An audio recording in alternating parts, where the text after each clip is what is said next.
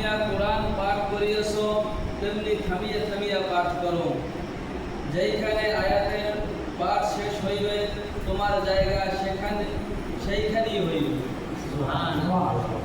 যে আয়াত আসনা আয়াত আলহামদুলিল্লাহ রাব্বিল আলামিন একতলা বিস্ত আর রহমান রহিম দুটোই ফিক্স নোট লিখতে করতে যাবে তাহলে পড়বে আর পড়বে আড়া লাগবে না।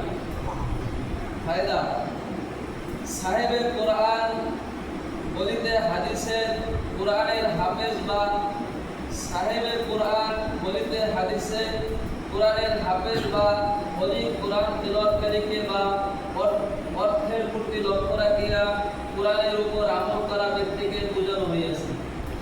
যেটাকে হাফেজ হওয়ার শর্ত না। তিনটে কথা বলছি, এক হলো হাফেজ, দ্বিতীয় হলো হাফেজ হয় নাই, অধিক তিলাওয়াত করে কোরআন, তাকে আল্লাহ তাআলা এই মর্যাদা দেবেন।